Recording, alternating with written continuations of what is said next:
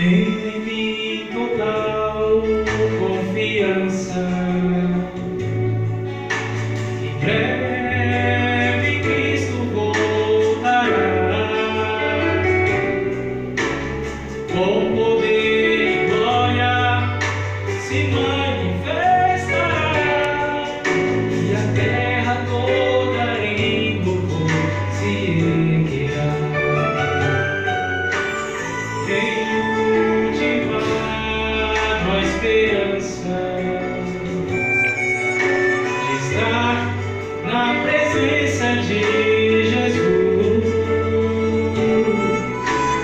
não mais ver tristezas nem morte, pranto ou dor. A base do seu reino é o amor. Cristo voltará, eu sei que voltará. Sinais apontam sua vinda. Ouça esta voz, vem ser mais um de nós. Ouça os passos de um Deus que se aproxima.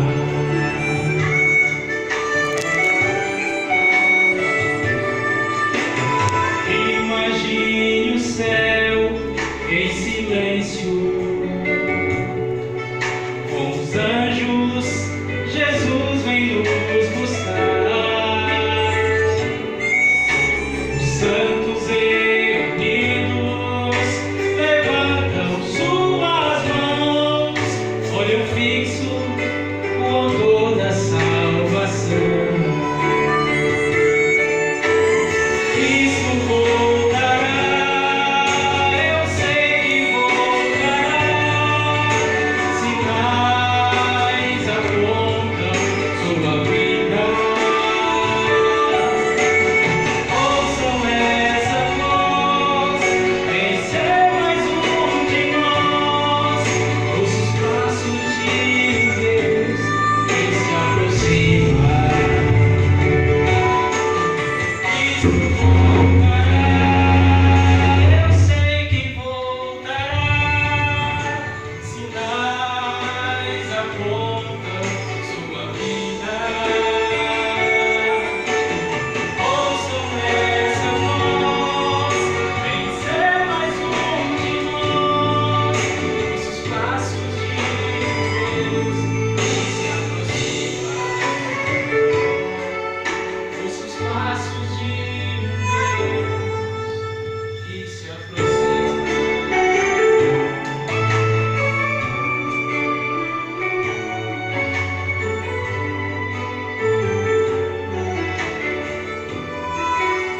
De pé, vamos orar. Amém.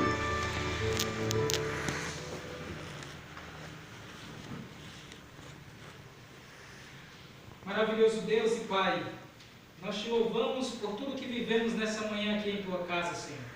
Obrigado pela tua maravilhosa promessa de que em breve o Senhor voltará para nos buscar. Esse mundo, Senhor, vai de mal a pior. A corrupção, a maldade, o pecado, a morte está tomando conta cada vez mais do coração dos homens.